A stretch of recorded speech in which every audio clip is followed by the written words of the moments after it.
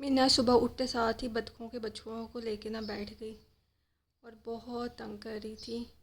और ट्यूशन का टाइम भी हो रहा था तो मैंने इसको कहा कि जल्दी से रेडी हो जाओ, ट्यूशन भी जाना है। तो बात ही नहीं मान रही थी।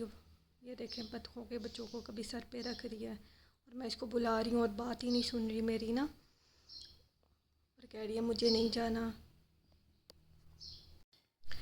बहुत मुश्किल से मैंने इसको उठाया और किचन में मैं रोटी बना रही थी। कहती मैंने बनानी है, आजा। इसने अपनी रोटी ना खुद ही बनाई। और फिर मैंने इसको ट्यूशन के लिए रेडी किया तो कहती मामा मुझे ट्यूशन नहीं जा।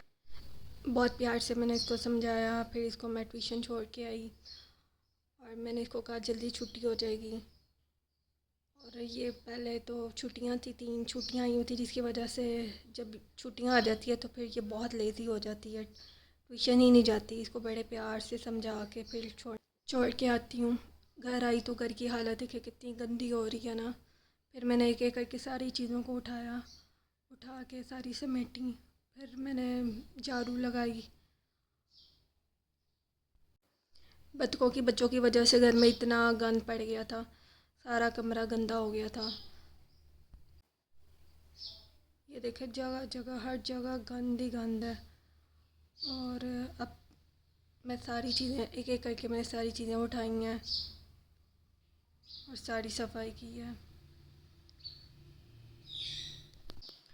और बतखों के बच्चों के लिए मैं छोटा सा क्रेट पड़ा हुआ था हमारे पास ना, तो मैं उसके लिए जगह बना रही थी ताकि मैं उसको शिफ्ट कर सकूँ। सारा कूड़ा मैंने एक साइड पे किया ताकि ये बाजरा था, फेंकना तो नहीं ना था मैंने। अब मैं जाके डिब्बा लेके आई हूँ, एक साइड पे पड़ा हुआ था। बेटी ने हर चीज़ बिखेर के रख दी थी और उसमें मैंने पेपर रखा तो वहाँ बिल्कुल ठीक नहीं था, सूटेबल नहीं था, फिर वो गंद पड़ जाना था। इसलिए मेरे पास ये शीटें पड़ी हुई थी और मैंने इनको इसके अंदर सेट की। और सेट करने के बाद बाजरे को मैंने सारा इकट्ठा करके प्यालियों में डाला। प्यालियों में डाल के इसके अंदर क्रेट के अंदर रख दिया ताकि ये दोबारा गंद ना पड़े। और बाजरे में जितना भी गंद था साथ साथ मैं उसको साफ़ भी कर रही थी ताकि वो खा सकें, वो ज़ाया ना जाए।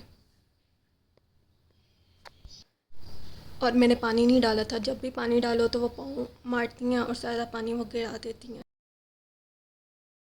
बच्चों को मैंने पकड़ा है और मैंने इसके अंदर क्रेट के अंदर डाल दिया है और इसको मैंने साइड पे रख दिया। और फिर मैं दोबारा सफाई करने लग गई थी ताकि जल्दी से मैं सफाई कर लूँ। साथ ही मेरी बेटी की ट्यूशन का टाइम हो जाना था और मैंने उसको लेने चले जाना था। और वो मजाल है कि वो बीच में बैठते हैं, वो उस क्रेट में से दोबारा निकल आए। फिर मुझे दूसरा क्रेट ढूंढना पड़ा, थोड़ा सा जो बड़ा हो, चौड़ा हो, बाहर ना निकल सके। मैंने इनको पकड़ा, दोबारा मैंने इस क्रेट के अंदर सारी शीटों को दोबारा मैंने सेट किया। और फिर मैंने सारा वो देखे दाना भी सारा बिखरा हुआ है और मैंने दोबारा फिर सफाई की है, बीच में डाला और मैंने सारी शीटों को बीच में सेट करके तो दाने को रखा। और मैंने बतखों के बच्चों को भी बीच में सेट कर दिया ताकि दोबारा वो बाहर निकल के गंद ना डालें। इनको मैंने पकड़ा, बेड के नीचे ही घुस गए थे और मैंने इसको दोबारा बीच में डाल दिया। अब देखें कितना सुकून है, बाहर नहीं निकल रहे, अंदर ही है। उसके बाद मैंने तपड़ी लगाई ताकि घर साफ़ हो जाए। बहुत ही कमरा गंदा हो गया था, मुझे नमाज़ भी पढ़नी होती है, इसलिए मैंने सारी तपड़ी लगा दी ताकि बिल्कुल साफ़ हो जाए, नमाज़ पढ़ सकूँ। और बाहर इतनी गर्मी है ना, बहुत गर्मी है कि आप बाहर जाते हैं ऐसे लगता है जैसे आग हो। एसी में बैठे रहो तो आप बस बिल्कुल ठीक है। फटाफट मैंने अपना काम ख़त्म किया और मैं फ्री होके फिर नमाज की मैंने तैयारी की।